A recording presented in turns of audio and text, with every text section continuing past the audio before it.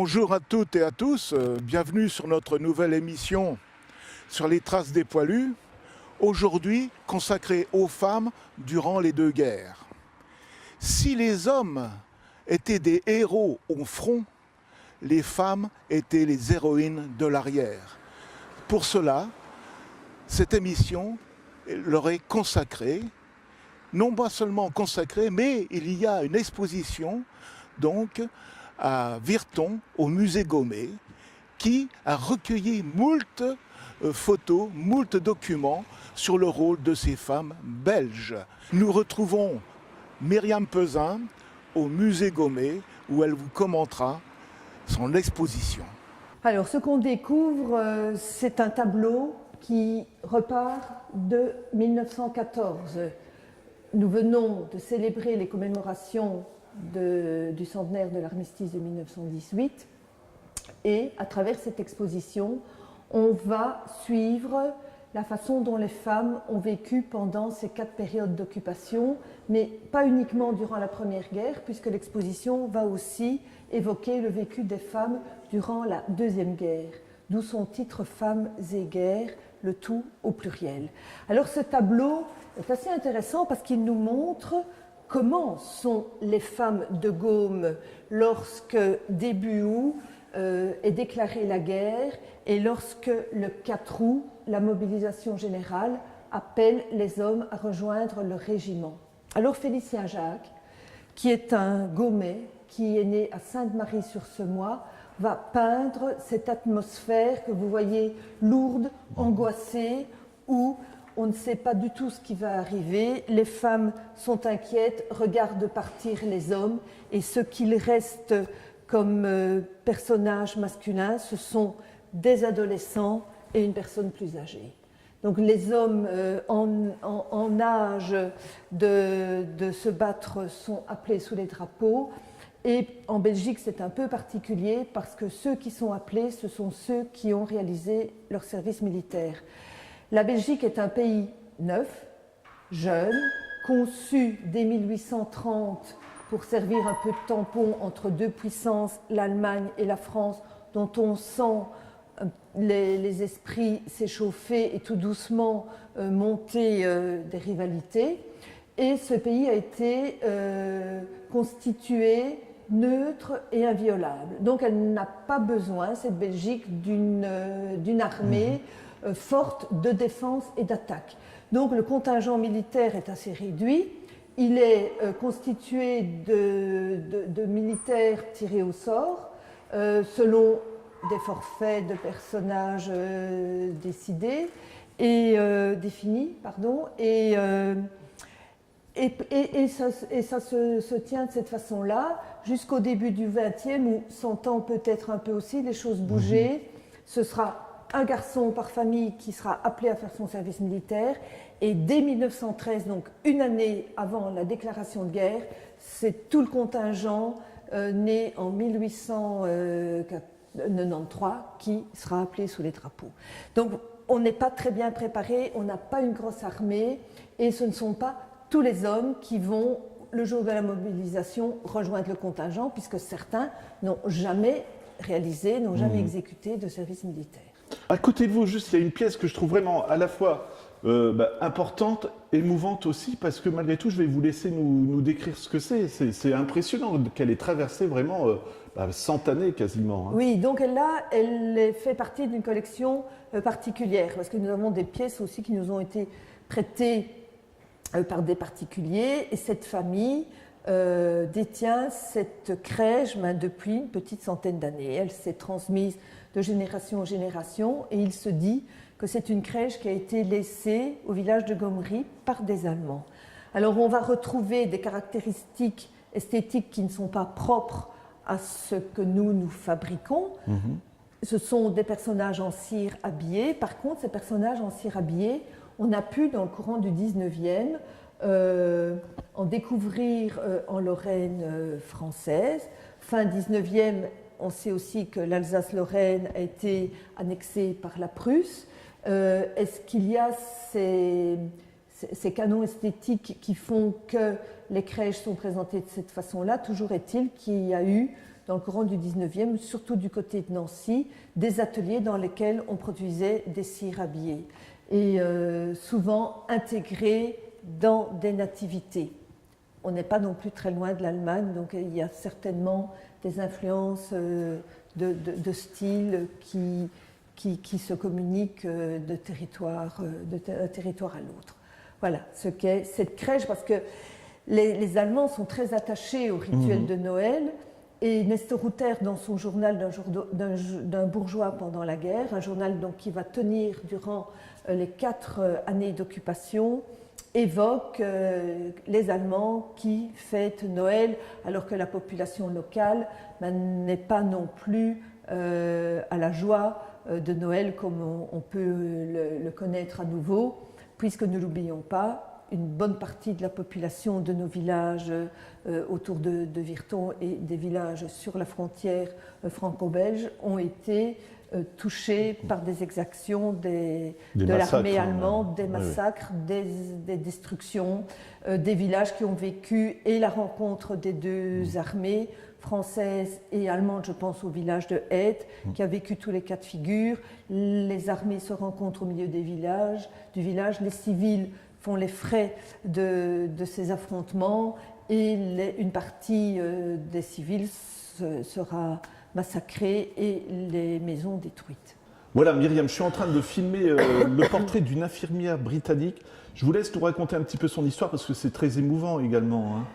Oui, Edith Cavell est infirmière anglaise, installée à Bruxelles et va, hormis d'apporter toutes ses compétences médicales aux soins de blessés, va également essayer de les évacuer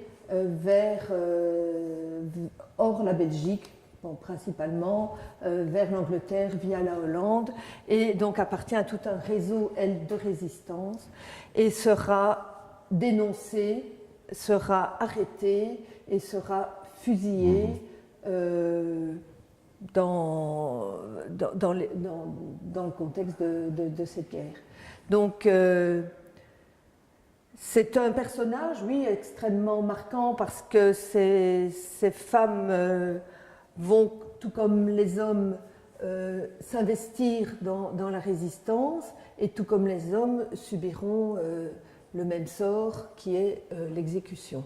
C'est un visage qui va marquer aussi les jeunes filles parce qu'on pourra observer après la guerre de nouvelles vocations auprès des jeunes filles qui sont celles de devenir infirmières ou soignantes en tous les cas.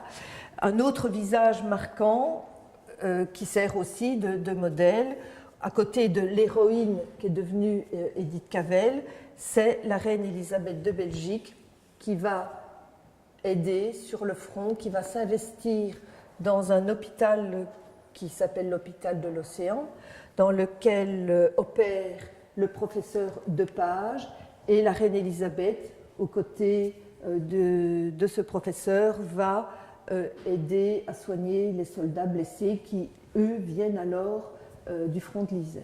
Autre partie aussi très émouvante, c'est le père, par exemple, qui est prisonnier, et après, comment communiquer avec lui, tout simplement. Oui, le père, le mari, voilà. Voilà, là on est en 40, et en 40, on ne s'investit pas si longtemps dans une guerre. Le roi des Belges capitule et, très rapidement, et les soldats sont emmenés prisonniers en Allemagne. Alors ça dure 2, 3, 5 ans, et ces hommes vont être pendant tout ce temps séparés physiquement de leur famille, mais vont pouvoir bénéficier d'échanges de courriers, certainement censurés, mais cet échange épistolaire est assez important. En témoigne les liasses parfois de courriers échangés. C'est un courrier qui s'inscrit dans un format défini. On n'a pas de fantaisie puisque c'est une lettre enveloppe et tout le monde va écrire sur le même style de papier. Donc ces échanges ont lieu entre époux et épouse, mais entre mère et fils, et également ici entre une fillette et son papa. Alors cette fillette, c'est Jeanne. Alors Jeanne est née en 1931, donc elle a 9 ans au début de la guerre. Aujourd'hui, elle en compte 87 et c'est elle qui nous rappelle qui partage son récit de vie. Elle est ici photographiée avec sa maman qui pose sa main sur son épaule, aux côtés de sa grand-mère paternelle qu'elle tient de sa main droite, et à côté de la grand-mère maternelle apparaît son oncle, le frère de son papa, parce que son papa est prisonnier en Allemagne. Son papa, Georges, est prisonnier et a demandé une photo de la famille. Donc il y a cette photo de famille qui se fait pour lui être envoyée.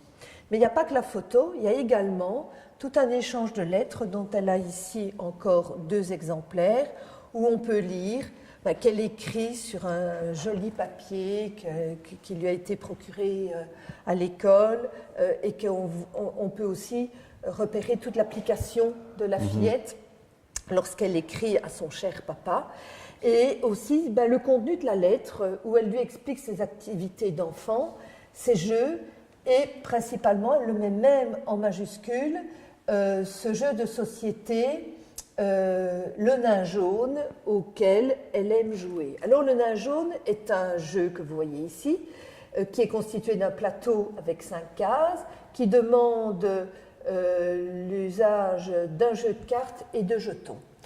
Certains s'en souviennent encore parce que c'est un jeu qui était extrêmement répandu entre les 2 guerres, et on a certainement encore des grands-parents qui nous ont appris à jouer au nain jaune. Et puis Jeanne a grandi. Jeanne a grandi, a pris quelques années de plus, et c'est une photo qui est prise le jour du renouvellement de la communion.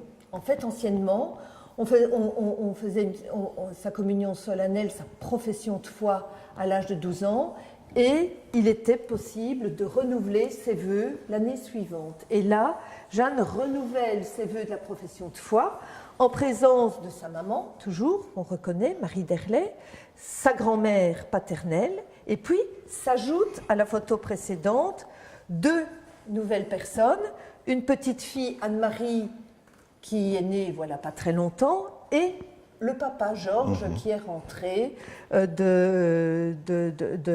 d'Allemagne.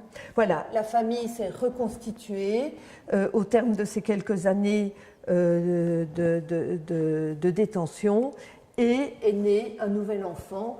C'est un cas de figure auquel on assiste souvent, cet enfant qui va naître lors du retour du père au foyer. Liam, une photo très impressionnante qui nous rappelle tout simplement, c'est terrible à dire, mais que la guerre est vraiment horrible. Je vous laisse nous raconter cette histoire très, très bouleversante, on va dire. D'autant plus ici que ça se passe pendant la guerre, mais ce n'est pas un fait de guerre, c'est un accident.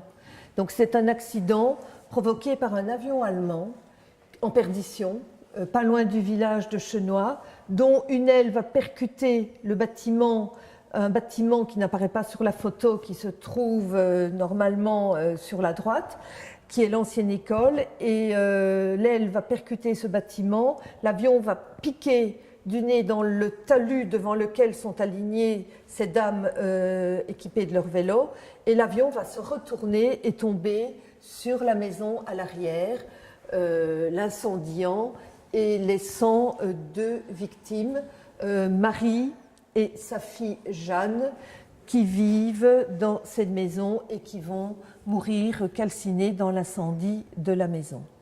Donc ce qu'il reste a été ici présenté par la petite fille de Marie, la nièce de Jeanne. Il s'agit d'une boucle d'oreille, d'une encolure de chemise, et au village de Chenois, c'est assez courant de retrouver dans les familles ces petites croix en plexi qui ont été taillées dans le cockpit de l'avion tombé. C'est une histoire vraiment bouleversante. Juste à côté, on arrive à la fin de la Seconde Guerre mondiale, hein, j'imagine, il y a une photo très impressionnante, et je vous le disais juste avant le tournage, je ne savais pas que ça s'était passé aussi en Belgique. Qu'est-ce qu'on est en train de découvrir là? C'est vraiment mise au pilori quelque part aussi. Mais c'est une pratique, un rituel qui a eu lieu certainement déjà après la Première Guerre. Aussi, autant pour moi alors. Voilà. Beaucoup plus connu après la Seconde Guerre, mais c'est une pratique que l'on voyait déjà dans le courant du XVIIIe siècle. Mais là, qui concernait les prostituées malades, que l'on tondait pour les distinguer aussi. Et cette tonte des femmes est un châtiment qui est attribué à des femmes que l'on soupçonne d'entretenir des relations, et principalement des relations intimes avec l'Allemand, pour ce qui concerne donc cette Deuxième Guerre. Et alors, au sortir de la guerre, donc dès la Libération, ces femmes vont faire l'objet d'une vindicte populaire qui vont s'en emparer, qui vont les présenter, mais les hausser, donc soit sur un kiosque, soit sur une estrade, pour qu'elles soient bien à vue, et de façon à ce que l'Assemblée puisse assister à la tonte de ces femmes. Ces femmes n'ont pas toujours été tondues, on a parfois aussi arraché les cheveux. Alors, ça c'est le fait. Le fait qui nous apparaît aujourd'hui choquant, c'est que ce sont des civils qui vont poser ces actes-là, que s'il y a répréhension, ces femmes alors devaient être jugées et devaient peut-être alors subir un châtiment, mais qui n'était pas comme ça vécu et posé dans une soif de vengeance quelque part. Alors d'autant plus que parmi ces femmes, il y avait certainement des femmes qui réellement avaient entretenu des relations intimes, soit que ces femmes étaient intéressées, des femmes vénales qui voyaient là une occasion de gagner de l'argent. Mais on a aussi des grandes amoureuses, on a aussi des femmes qui n'avaient parfois pas d'autre choix que de travailler pour l'Allemand. On pense à des dames qui lavaient le linge, à des dames qui pouvaient nettoyer peut-être la maison, à des dames qui n'entretenaient pas de relations sexuelles avec ces hommes, mais qui avaient une proximité géographique qu'elles n'avaient pas choisie. Des institutrices occupant des bâtiments communaux partageaient le bâtiment, l'espace, avec des Allemands qui étaient logés dans ces bâtiments communaux également. On relève qu'étaient plus en vue des célibataires, les femmes veuves, les femmes divorcées, mais également, c'est arrivé que des résistantes infiltrées dans le milieu des Allemands aient fait l'objet également de ce châtiment. Ça, c'est aussi l'œuvre de la rumeur, on va dire. Malheureusement, il y a eu des règlements de compte, j'imagine, avec ça. C'est ce que vous expliquiez. L'homme est ce qu'il est, et certainement qu'il y a eu des règlements de compte, comme il y a eu des résistants de la dernière heure, comme d'autres règlements de compte se sont faits bien avant la libération, sur des réseaux qui ont été vendus par des femmes proches d'Allemands. On n'attend pas la libération pour régler ses comptes. Voilà. On le fait déjà pendant la guerre. Libération, vous m'amenez juste au dernier thème, on va dire, libération, mais vraiment pour les femmes aussi. Également, je vous laisse nous expliquer. Malgré tout, il y a eu des bonnes choses après la guerre. Oui, il y a eu des bonnes choses dans le sens que d'une guerre à l'autre, il aura fallu 30 ans pour qu'en Belgique, les femmes acquièrent le droit de vote. Alors, ça commence dès 1918, où il est impensable déjà de ne pas accorder le droit de vote aux hommes qui rentrent du front et qui ont moins de 25 ans, parce qu'avant, en 14, le droit de vote en Belgique est accordé à tous les hommes qui ont 25 ans. Mais ceux qui reviennent du front ont moins de 25 ans. Donc il est impensable de ne pas leur accorder directement le droit de vote à partir de 21 ans. C'est ce qui va être fait. Le roi Albert ne modifie même pas la Constitution, c'est quelque chose qui est tout de suite décidé et imposé, c'est la reconnaissance de celui qui revient parfois dans des états pas possibles pour avoir défendu le territoire de la patrie. Il y a aussi une reconnaissance de certaines femmes, un peu par procuration, ce sont les veuves de guerre qui auront droit également à voter quelque part à la place du mari, ou bien des mères de soldats décédés à la place du fils. Donc là, on a un petit pourcentage de femmes qui, 1918, va pouvoir accéder au droit de vote. Et puis, dans la continuité, on va dire, des décennies qui suivent, en 1920, les femmes peuvent voter aux élections communales, sauf les prostituées. Et puis, on arrive au lendemain de la Seconde Guerre, et là, elles vont pouvoir voter à l'égal des hommes, c'est-à-dire à partir de 21 ans, et à toutes les distinctions d'élections communales, provinciales, législatives. Et pour la première fois, elles voteront aux législatives en 1949, puisque les élections législatives qui suivent la promulgation de la loi de 1948 leur donnant le droit de vote à l'égal des hommes sera en 1949. Voilà, Myriam, donc on va bien le rappeler, musée Gomet de Virton, exposition temporaire, du coup jusque quand cette exposition? Alors, jusqu'au 30 novembre, on va dire librement, puisque le musée est ouvert chaque jour sauf le mardi. Des visites guidées sont proposées les dimanches après-midi à 15h, visite guidée de l'exposition, et prolongation certaine durant le mois de décembre, on va dire sur rendez-vous. Ce rendez-vous pour des groupes, un groupe d'une famille, 7 personnes est déjà un groupe, et là on peut alors l'accueillir en visite commentée dans cet espace d'exposition. C'est une formule qu'on adapte à ce moment-là, puisque le musée ferme ses portes, mais les personnes pourront de cette façon, en étant accompagnées, les franchir et découvrir encore cette exposition. Cette fois-ci, nous sommes en compagnie de Julie qui représente l'association Vie Féminine. Tout simplement, je vais vous demander de nous dire quelle est cette association, s'il vous plaît. Et donc, c'est un mouvement féministe d'action interculturelle et sociale.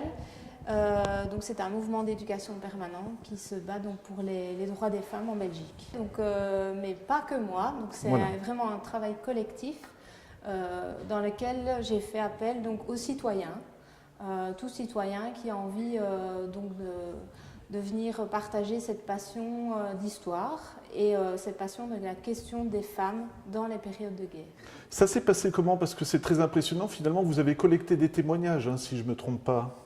Oui, tout à fait. Donc, il y a eu 11 témoignages de femmes, plus toutes des personnes qui ont participé en amenant un objet, un document, donc très vivant et très local aussi par rapport à la vie de ces femmes dans les périodes de guerre. Vous attendiez à trouver autant d'informations et puis même des documents, comme vous le dites, mais même des objets, quoi, tout simplement? Non, non, vraiment pas. Le projet a pris une ampleur et a marqué vraiment des rencontres, des partages très riches entre les gens et il a pris une ampleur donc, que je n'imaginais pas du tout. Parler de la guerre, est-ce que ça a été facile? Parce qu'on le sait, hein, du côté des soldats ou des choses comme ça, par rapport à leur famille, ils ne voulaient pas en parler. Est-ce que les dames ont vite accepté de témoigner? Vite accepté, oui. Celles que j'ai rencontrées, oui, elles étaient partantes depuis le début pour le projet.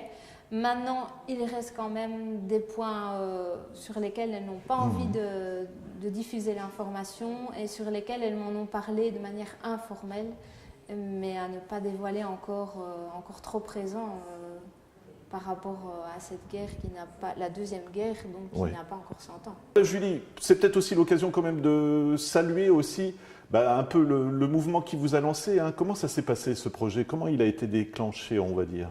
Donc il a démarré suite à un appel à projet lancé par la province de Luxembourg sur la citoyenneté, la culture et la jeunesse, auquel donc cet appel à projet Vie Féminine a répondu.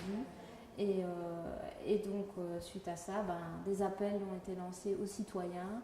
Et en tout, je dirais, il y a 33 personnes qui ont œuvré à ce projet. Et donc un grand merci en tout cas à toutes ces personnes qui nous ont soutenus de A à Z dans ce projet.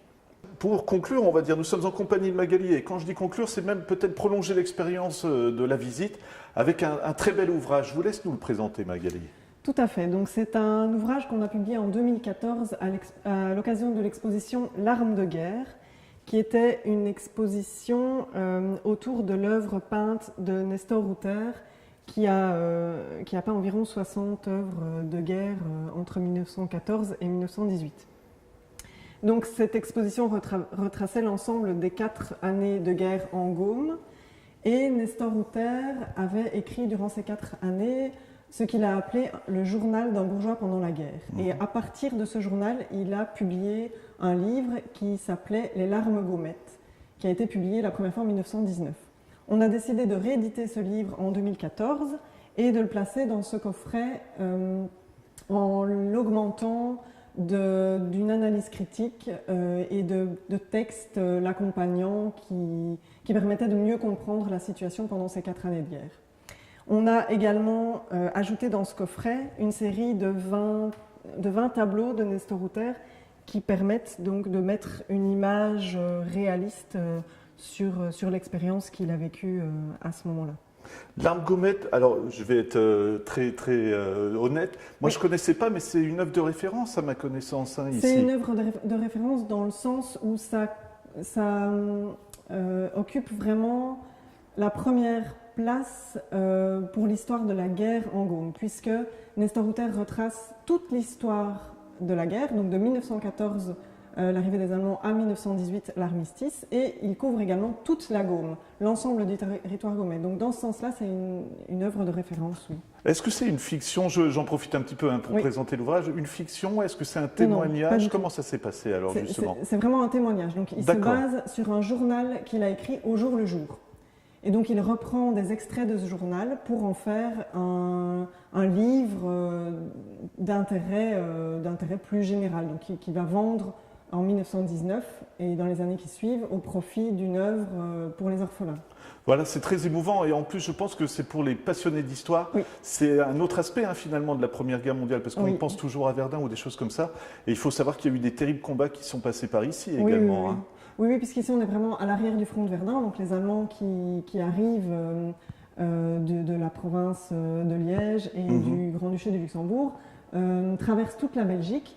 Et ici, en Gaume, ils traversent donc la Gaume pour aller jusqu'à Verdun, où ils seront arrêtés par les Français. Donc effectivement, il y a eu des combats ici avec les Français assez importants et qui ont tué énormément de soldats. Voilà. J'ai une toute dernière question, parce que au-delà de l'aspect historique, c'est un très bel objet, parce que j'arrête pas de le regarder pendant que je suis en train de filmer.